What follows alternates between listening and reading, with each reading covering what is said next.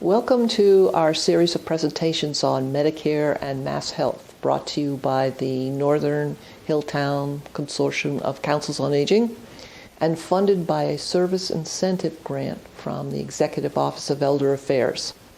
My name is Deborah Hollingworth, and the information contained in these presentations has been gathered from observations made while helping individuals and their families understand MassHealth and Medicare, understand the programs, the regulations, and the eligibility guidelines. Today, we're going to tackle the MassHealth application.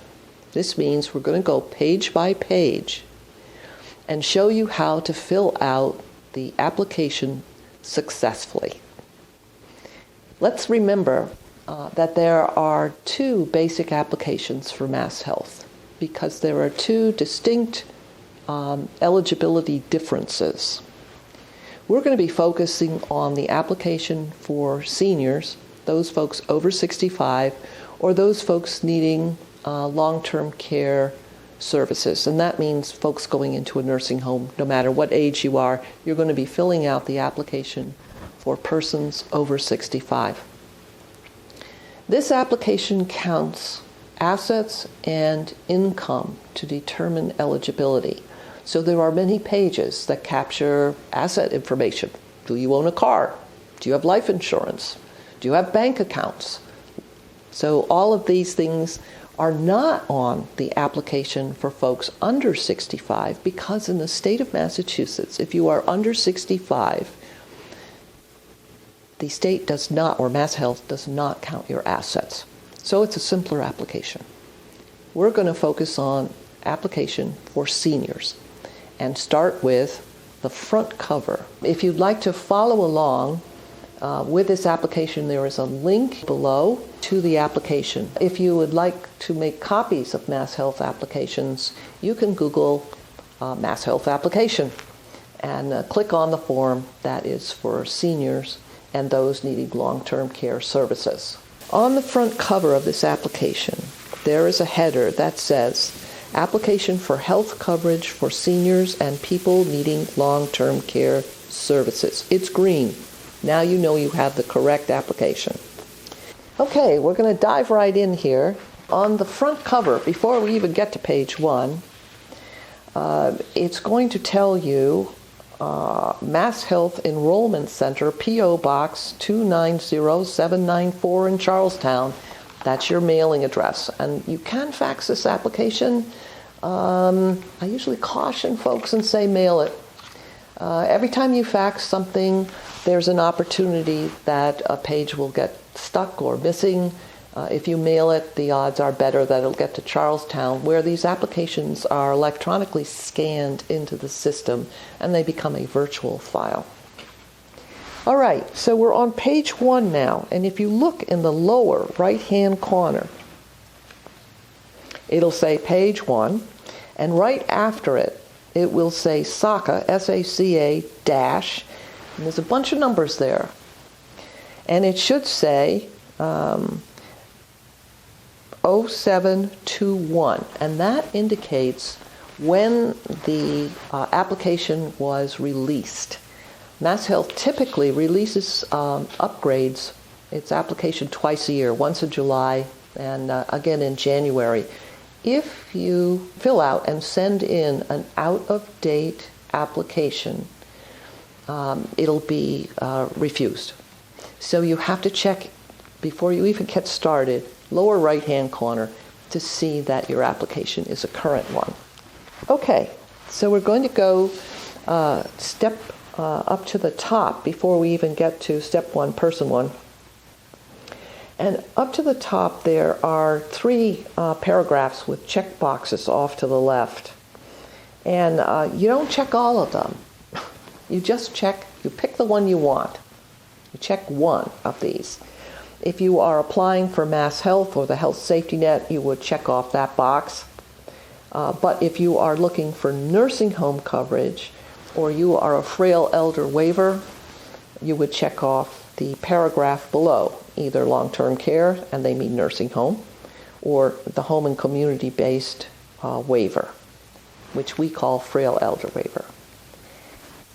you will fill in your name on the section where you're looking for services. So for the sake of argument here, we're going to assume that this is a frail elder waiver application. So we're going to check the box for the home and community-based waiver, and where it says you will fill in your name. Now we're down to step 1, person 1. Tell us about yourself. Pretty straightforward. You're going to fill in your name, your date of birth, your address, your city, your state, your zip, and the county. Question number 9 asks you if this is a hospital or a nursing home. If you're still at home, the answer to that question is no.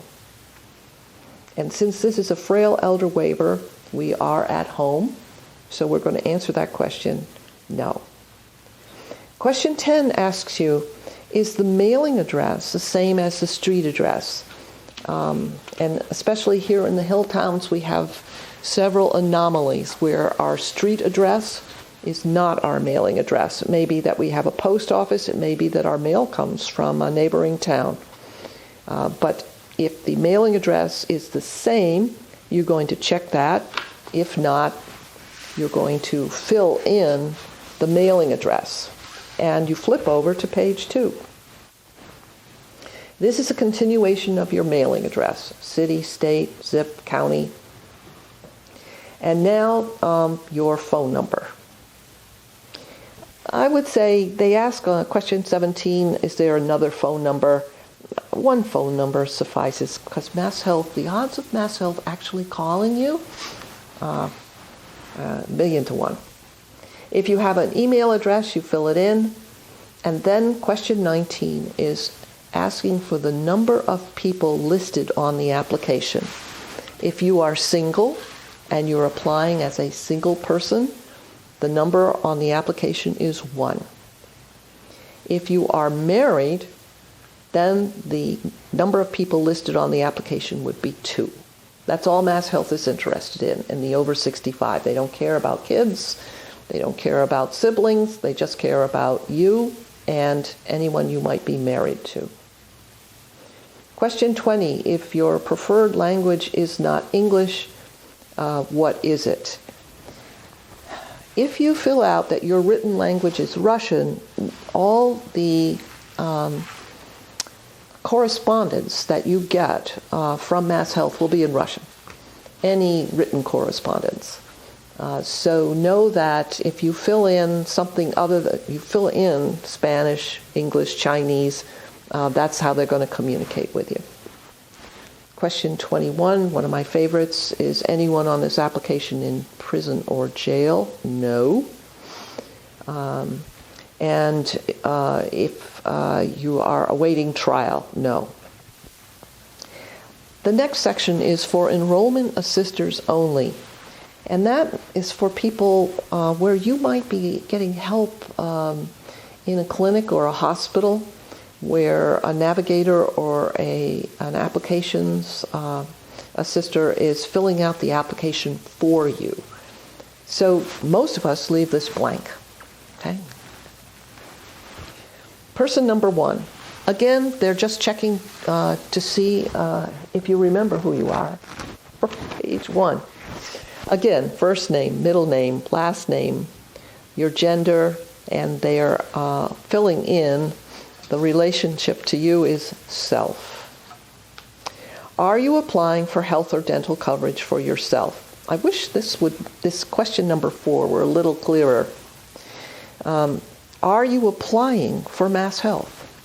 Yes. That's what they're asking. Okay. Question number 5. MassHealth is committed to providing equitable care. This used to be an optional question. It still is. They want to know your race or ethnicity, and what they're looking for here is, are you white? Are you black? Are you Hispanic? Are you Asian? And you fill in your ethnicity. Do you have a social security number? Yes. And then give us the number. Okay. They do have other questions if you have just applied or you've got an exemption or whatever. But for most of us, we answer question number 6, yes, and then we fill in our Social Security number. Question number 7, do you get advanced premium tax credits? No. You'd know if you did. You would be a low-income earner. And for these folks, MassHealth helps a little with the cost of their health insurance premiums. For most of us folks 65 or older, the answer to that question is no, which means you turn to page 3 and you skip all the way down to question D. Will you be claimed as a dependent on someone else's federal income tax return? This question is usually answered no, but there are some circumstances where you might answer yes, and that would be perhaps you are living with family, and the family is paying your rent, your utilities, your health insurance. They're paying over 50% of your, what I call, monthly overhead costs. And in that case, the family could be claiming you on their taxes as a dependent. So once in a while, we do see returns, applications here where we would check yes, but usually question D is checked no.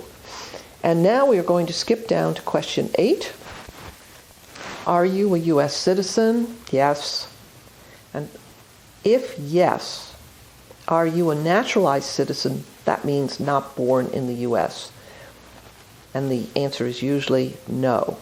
So this is one of these where the first box is checked yes, I'm a citizen, and no, I wasn't born outside the U.S. Now we're going to skip all the way to page 4. And we're looking at question 10. Are you living in Massachusetts? And do you intend to reside here? And the answer is yes. They don't ask how long you've lived in Massachusetts, but you are here. You could be visiting from Arizona. You fell, broke a leg, had a hip replacement, had a stroke, and now your family would like you to apply for MassHealth while you're living in Massachusetts. So that answer is yes. If you answer no, then they're not going to process your application because, you're not a Massachusetts resident. Question 11, do you live with at least one child younger than 19? No. Are you pregnant? Unlikely. The answer is no. Were you ever in foster care? We're going to say no. Do you rent or own your property? You check the correct box unless it could be neither. And if it's neither, you leave it blank. You could be living with family. You don't own a home and you're not paying rent. And in that case, you would leave question number 14 blank. Question 15. This is a disability question, and this is easy to get confused and answer incorrectly. Read it carefully. You answer this question if you are under 65, okay, or if you are 65 and older and working, but disabled. So this is for folks who might have had MassHealth, they turned 65 and they're still working, they're considered working disabled, they would check yes. 90% of the folks that I'm working with, this answer is always no, because they are over 65 and they're not working. Question 16, do you need reasonable accommodation because of a disability or injury? I know that you might be inclined to answer, oh yes, but don't. The answer to this is no, because they will ask you if you're low in vision or blind, do you need this application in Braille? If you're deaf, do you need, someone to help you with it? So this will slow down your application incredibly. You're working with a family member, or you're able to do this yourself, or you're working with a friend. This is great. Do you need reasonable accommodation? No. 17. Are you applying because of an accident or injury? And what MassHealth is looking here is, are you in the middle of a situation where you might have some litigation and you might end up with a settlement? If it was an automobile accident, the insurance company is going to pay you $250,000. Okay. So most of the time, we are answering this question no. It could be that you are in the middle of a health crisis due to an injury or an accident, and in that case we would answer it yes, and they want to know all about it. But for our purposes today, we're going to answer it no. Question 18, did you ever get supplemental Social Security income? Most of the time we answer this question no. Some folks who are over 65 will get Social Security, supplemental Social Security, and that's a check from the state that supplements your Social Security benefit because it's so low. So if you had a Social Security benefit of $500, $600, $700 a month, there's a possibility that you would be eligible for SSI, a supplemental Social Security income. And in that case, you would answer this question yes, but for today's purposes, we're going to say no. Question 19, do you have any income? Yes. And now they're going to ask you questions about your income. And the first one is your employer's name and address. And since you're not working, you would just put NA, and you're going to move on to page 5. Page 5, self-employment income. Are you self-employed? And we're going to say no. And now we're down to the section where we are actually going to check off some boxes. Other income. And you most likely get Social Security benefits, and they want to know how much and how often. So you can put either this is my monthly amount or this is my yearly amount. You may get a retirement or pension. Again, same thing, you would check off that box and put in the monthly or yearly amount. Then they're asking if you get income from annuities or trusts or unemployment or dividends and interest or royalties or alimony or veterans benefits, military retirement, and then they did throw in here net fishing, capital gains on, but that's not my favorite. My favorite is net farming or fishing income. They used to actually have a box for gambling proceeds. Okay, we're on question 26, rental income. Do you get rental income, Andy? We're going to answer that question no. I do have some folks who apply for MassHealth. They're over 65, and they have that apartment upstairs, and they do have rental income, and in that case, they would check the box yes, but for today's purpose, we'll check no. And we are on page 6. Question 27 on the top of page 6 is asking about one-time income. Will you have, during this calendar year, a one-time only income payment, yes or no? Most of the time the answer is no, but maybe you sold a piece of property, in which case you got paid and it was a one-time income. Maybe you inherited some money from your cousin. It was a one-time payout. Okay, so think in terms of one-time payouts. And question number 28, do you expect to receive that kind of payment, one-time payment next year? And we're going to answer no. Deductions. Most of these do not really apply to our population, although I did get an over 65 senior who was able to check off the box here for student loan deduction because she still had outstanding college loans. But most of the time we go down this list of possible things that they will let you deduct so that your income is not quite so high. And we're going to check off the very last box, which is none. Question 30, did you receive unemployment income this year? No. We'll check off the no box. Question 31, what is your total expected income for the current calendar year? This is where you go back to your pension and your Social Security and any other incomes that are routinely ongoing.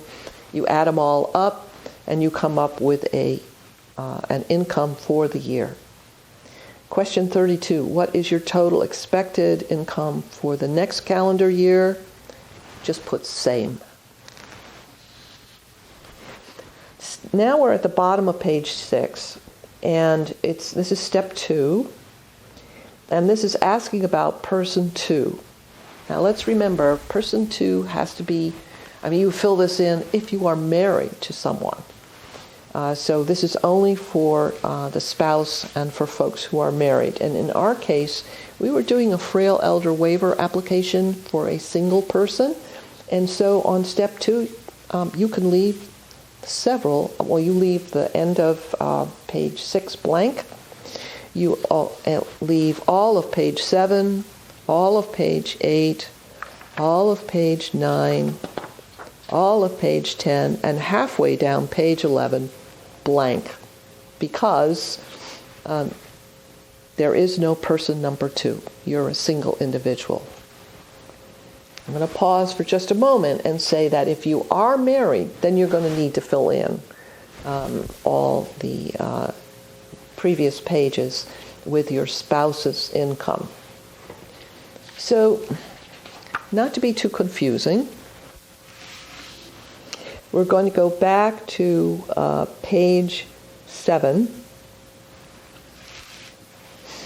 and we're going to go down to question 15. Now I'm on page 7, question 15. Is this person that you're married to applying for MassHealth? What it says is this person applying for health and dental coverage? And in our situation, it's a frail elder waiver. We're putting no. And I'm making the assumption that you have a healthy spouse. So that if you were married and you were filling out this section, it is possible to fill in all your spouse's information, but answer question 15 by saying, nope, my spouse is not applying for MassHealth. Just me. All right, we're returning to page 11. Step 3. Are you a Native American? They're asking if you're an Alaskan Native or an American Indian, and you would check no unless you are. Step 4, do you want to have bills, medical bills that you got previous 3 months before this application was filed? Do you want them paid? And the temptation is to mark yes. And in very rare circumstances we do, but for this application we're checking no. And we're doing that because this is a frail elder waiver application. And frail elder waivers become eligible for MassHealth services when their nursing assessment has been done to determine that they are frail enough to qualify, and it's been signed and dated by the nurse who did that assessment. And prior to that, they're not eligible for MassHealth. So most of the time, on step 4, we are checking, do you want previous bills paid? We're checking no. On to page 12, and now we dig down into the assets. This whole next section is all about assets that you might have. And the first thing they asked for, question number 1, is do you have bank accounts? Yes. And then they ask on A, do you have any retirement accounts, including IRAs or 403Bs or pension funds? And our answer is no, because we're filing as a single person.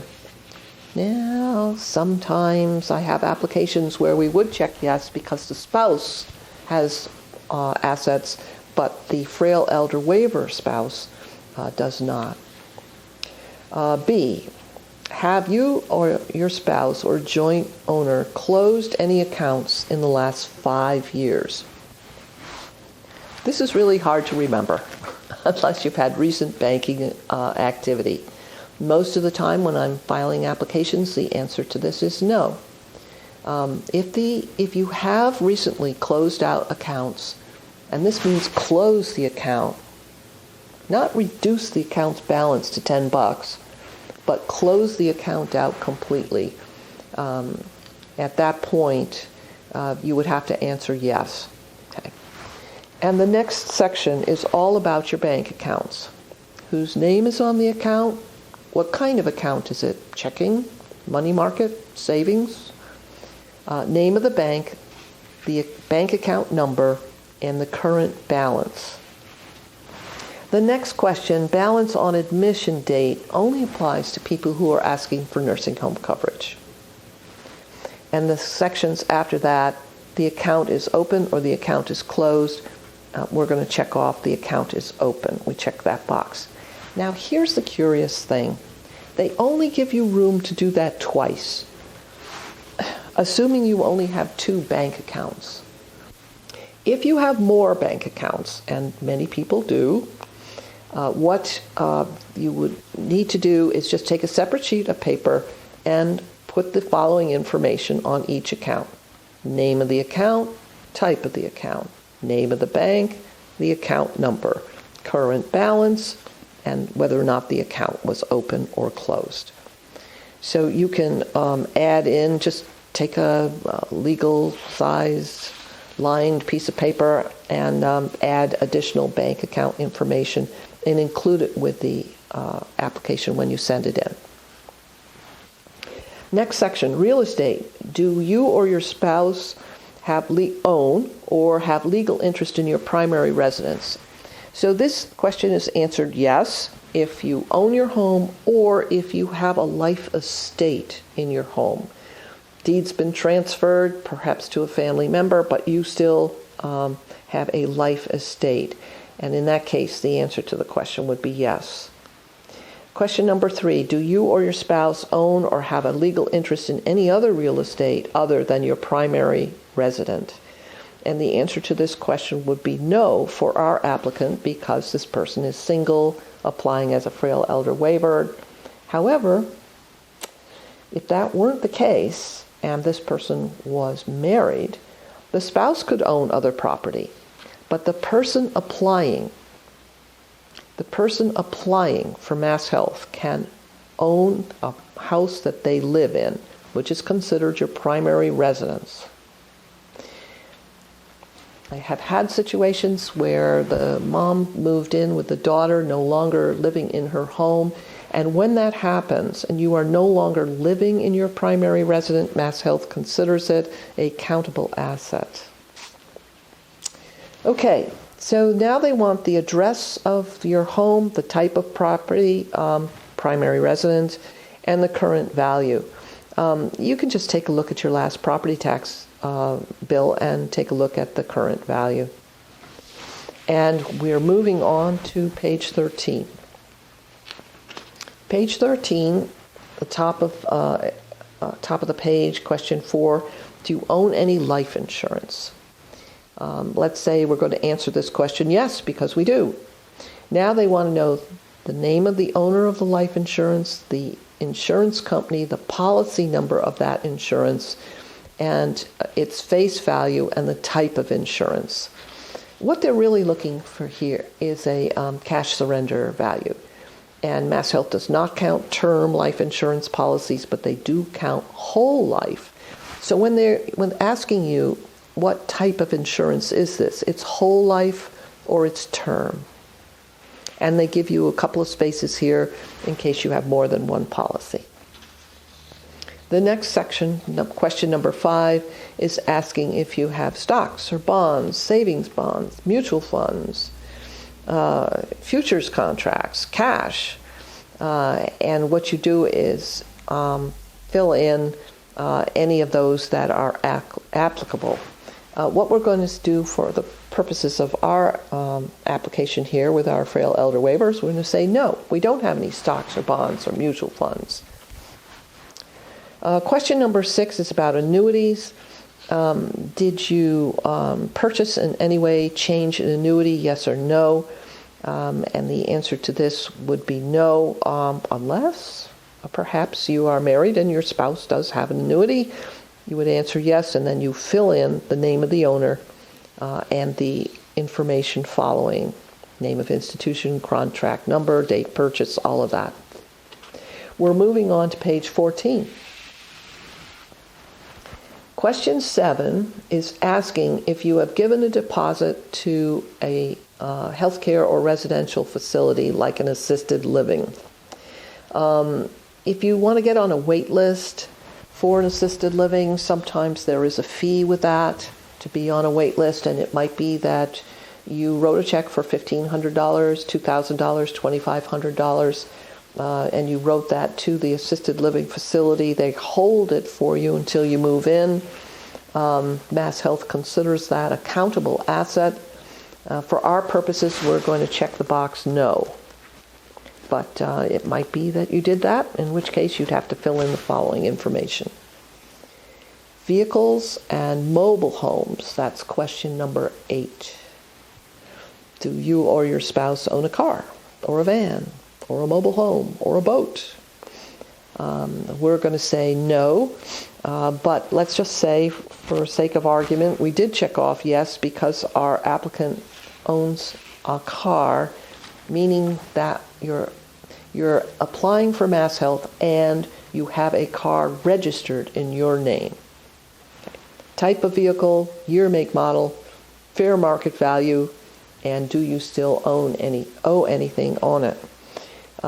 You can Google to get fair market value, but basically MassHealth doesn't care because you're allowed to have one car. It's an uncountable asset. If it's a mobile home, that information is captured below. They want the mobile home address. Now we're on to prepaid burial plans, and this is if you have put together a contract with a funeral home for the cost of your burial. And have you done that, yes or no? We're going to say yes. And so now the following information, they just want to know, do you have a contract? Yes. How much for? $6,000. Or do you have a burial trust? Yes. How much is it for? And you check the appropriate boxes, because maybe you don't have a contract with a funeral company, funeral home, but you do have life insurance for burial, and you put that amount in. And maybe you don't have that either, but you have a family burial plot. So you would put in the answer yes, you check that box. So it captures, do you have a burial contract? And if you're married, does your spouse have a burial contract? And you would fill in the appropriate information there. At the bottom of page 14, they ask about trusts. Are you or your spouse the beneficiary of any trusts? And we're going to answer no for this. If you do answer yes, then you're going to have to fill in the information on that. They want to know if you've got a court-appointed trust. You know, it gives you a little bit more information on it. If you turn to page 15, at the top of page 15, it's asking for detailed information about the trust. Is it revocable? Perhaps it's irrevocable. And so that all has the trust name and the amount held in trust. Moving on. Now we've finished our assets section. Now we're going to move on to step 6, which is health insurance information. Question 1, is anyone listed on this application covered by insurance from a job? Yes or no? And we're going to say no. We're single. We're a frail elder waiver. We're not employed, so we can't get employer's insurance. Question number 2, does anyone qualify for any other insurance? And the types of insurance they're looking for here is Medicare. We're going to check yes. And then we're going down, are you enrolled in Medicare? Yes. Name, your name, and here is your Medicare claim number. And you can find that on your Medicare card. So that's what they're looking for there, your Medicare claim number. When did coverage start? If you look on the card, it actually tells you when coverage started, and you fill in that date. Question A, does this person have a Medicare Part D plan? We're going to check no. If you check yes, then they just want to know when coverage started. Does this person have a Medicare supplement policy? And on this, we're going to check yes, because we've got a Blue Cross Advantage plan, and they want to know when coverage starts. Okay, you don't know when coverage starts. Maybe it started 3 years ago, 4 years ago. Doesn't really matter. Put in your best guess here. You're going to give the name of the plan. We're going to say Blue Cross, Blue Shield, PPO, Advantage. Okay. Now you come to another space where it says name. And this is confusing because you think you have to start all over again. No, this is only if you're married. So you filled in your name, your Medicare claim number. The rest would be left blank unless you're married. And then they'd want your spouse's name, your spouse's Medicare claim number, and the same information. When did the coverage start? And at the very bottom of page 15, it's looking for any other insurance that you might have. And it might be that you have MassHealth. You have another MassHealth program. Maybe you are eligible for the senior buy-in. But that means you will have a MassHealth ID number. If you check off yes in that box, you check that box, then they will know that you're in the system. So we're moving on to page 16. And we're looking at step number 7, health reimbursement arrangements. Is anyone in the house offered health reimbursement arrangements from their employer? Nope, we've already determined that this person is single and not employed. So that's a no. What does that mean? It means the whole rest of this section is left blank. And we're on to step 8. Personal care attendant services. For people 65 years or older who are not going to be in a long-term care facility. So it's not a nursing home application. You might take a look at this and you would need to fill it out. Question number 1, do you or your spouse need the services of a personal care attendant? And you just want to check yes. But you're a frail elder waiver application here. And so you're going to check no. Because the PCA program is a separate program of MassHealth. It's for folks who are not frail elder waivers, although you can be a frail elder waiver and enroll in a PCA program. You cannot be a frail elder waiver and apply as a PCA attendant services. So this section is usually checked no, and then the rest of the section is left blank. If we're turning to page 17, you'll see that section continues, and it's left blank. Step 9 is optional. It's left blank. Step 10, now we're at the point where you're reading the contract for MassHealth. And this is where you read it all through. This is the fine print, and it says, basically, I promise that I told the truth. I understand that if my income changes, I need to tell MassHealth. If my address changes, I need to tell MassHealth. And if my marital status changes, I need to let MassHealth know. So these are the details of the MassHealth contract. It continues on page 18, and it continues on to 19. Now, midway down page 19, this is new. This is for SNAP benefits for people who would like to apply for food stamps. And this is a new development, thank heavens, where people who are applying for MassHealth and who are eligible for MassHealth can also get food stamps without a separate food stamp application. So this is a 2-for-1 application. And this whole section is the contract for food stamp applicants, and it gives you all the rules for folks who are participants in the food stamp program. That's on page 19, page 20, page 21, page 22, and partway down, page 23. Now we're at the point, and this is perhaps, you can't forget to do this or your application will be denied. This is where you sign the application. You print your name, you sign your name, and you put the date. Okay. The rest of it is left blank because it's if you're under 18 years of age, it does not apply to us. And I'm not really clear why it's part of this application. Page 23, again, is telling you where you can mail your application or where you can hand deliver it if you live near Charlestown. We're going to move on to now the supplements, and we'll start with Supplement A on page 25. Question number 1, do you need nursing home coverage? And the answer here is no. We're applying as a frail elder waiver, and we are asking for MassHealth at home. Question number 2, these are not numbered, just it's a bullet number 2. Are you applying for or getting long-term care services at home through a waiver? And I wish they would say, are you a frail elder waiver? The answer is yes.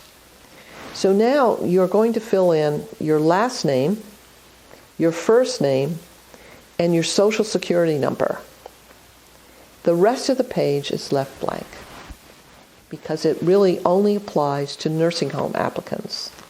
And we're going to go on to page 26, and this is about resource transfers. And what they're looking for here is, did you transfer any resources in the last 5 years? So question A, did you transfer any property? And we're going to answer no. Did you or your spouse transfer income or the right to income? I have never answered this question yes, because I'm not sure exactly how you would be able to transfer income. So the answer to that is no. Did you or your spouse or someone on your behalf change ownership, give away, or sell any assets?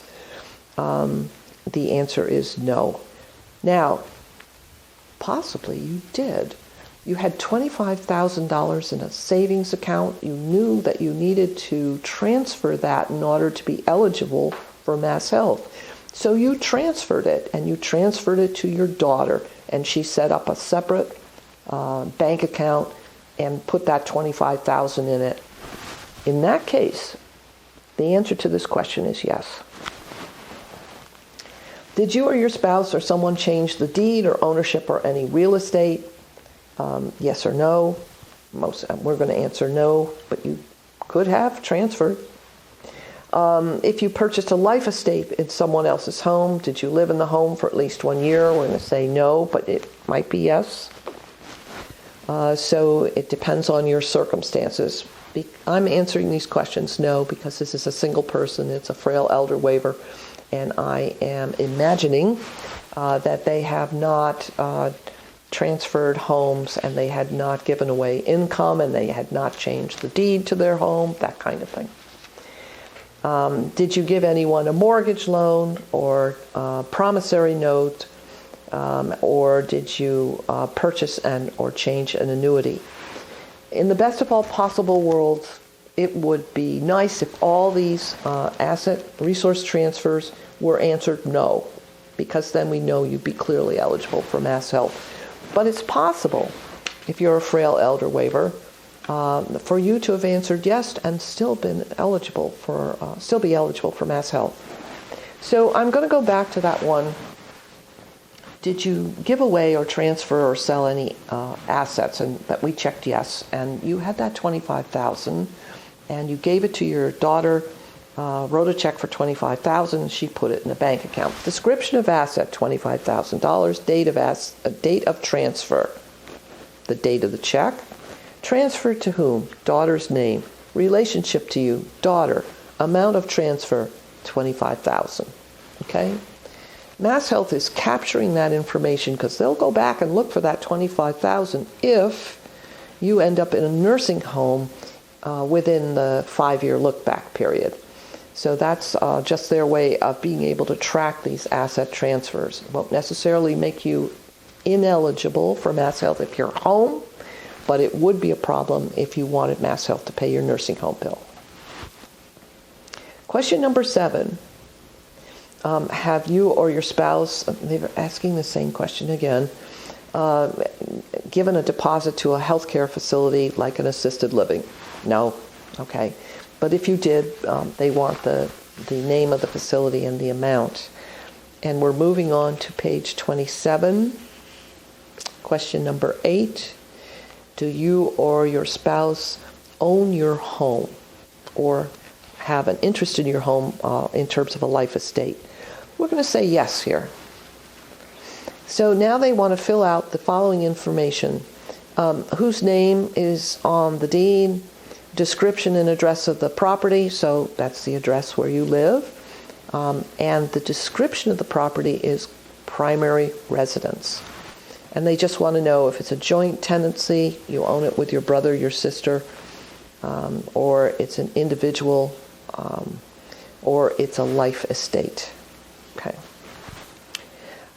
Because we checked off yes, we own a home, then we're going to be looking at question 9, 10, 11, 12, 13, and 14, because these are things MassHealth wants to know in terms of who else might be on the deed or who else might be living in the home. And the first thing they ask is, do you have a spouse?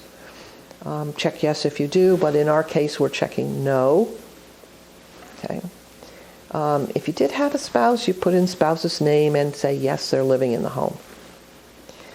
Question 10, do you have a disabled or blind child? Yes or no. Question 11, do you have a child living there under 21 years of age? Yes or no. Do you have a brother or sister with a legal interest in the home? That's you own the home with your sister or your brother, who's living in the home at least a year immediately before your admission. These are questions for nursing home folks. And so we would answer yes or no, depending. And if you had a brother on the deed, you put the brother's name. Question 13, do you have a son or a daughter who has lived in the home for at least 2 years before your admission to the nursing home? And in our case, we're saying no because, but let's just say the daughter moved in with you and your home, and she's been living there and providing help for you for the last 3 or 4 years, maybe 2 years only, and now you need nursing home placement. Your daughter gave up her apartment or gave up her home. She's been living with you. What happens to your home if you go in a nursing home? The interesting thing is nothing, because you have a son or a daughter who's lived with you and has taken care of you, and therefore MassHealth is going to ignore your house as an asset. We would check the yes box, and then you fill out daughter's name. Is she living in the home? Yes. And what's interesting about this is usually MassHealth will require some kind of doctor's note that verifies the fact that you wouldn't have been able to stay home and live independently without your daughter's help. My patient has had Alzheimer's, and he's had it for the last 7 years, would not have been able to remain in his home unless his daughter had moved in to help him. And the doctor can do that on a prescription pad.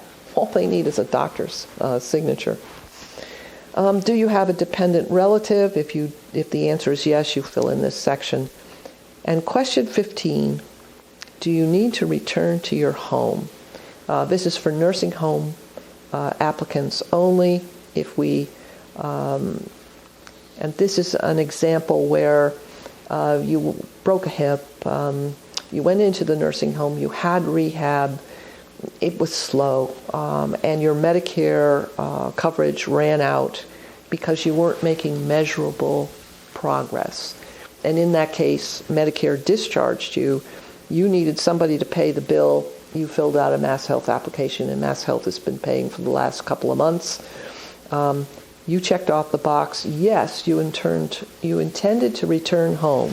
And because you did that, and there was a reasonable expectation for you to return home, MassHealth did not assign you a patient-paid amount, but let you keep your whole pension and or Social Security, because that's what you needed to keep the utilities and pay the property taxes and the homeowner's insurance. Okay, page 28. Question 16 at the top, do you own other real estate? And we answer this no.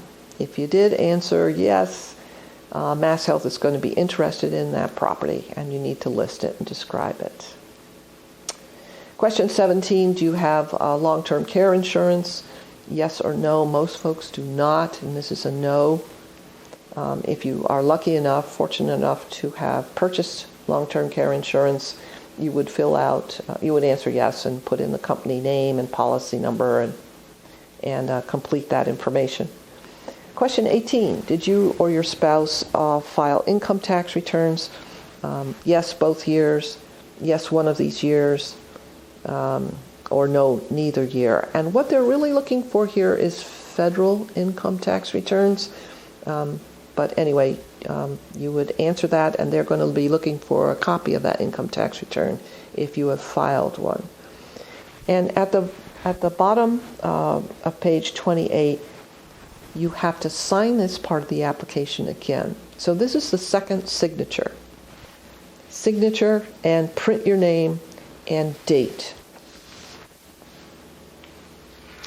Okay, essentially we're done, unless on Supplement B you're an American Indian or an Alaskan native, then you would fill out this, but most of the time we don't.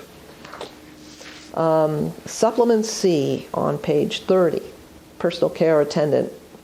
And if you remember, just a few pages back, we checked off no, and so we would leave this blank because we are not applying for MassHealth as through the PCA program. Moving on to page 31, this is Supplement D. They want to know if you have health insurance from jobs. So could your employer provide health insurance for you? And we had checked off no, so this page is left blank. Let's just say, for the sake of argument, you're married and your spouse is working. Maybe you are eligible for employer's insurance through your spouse, and if that were the case, you would fill this out. Now you are done.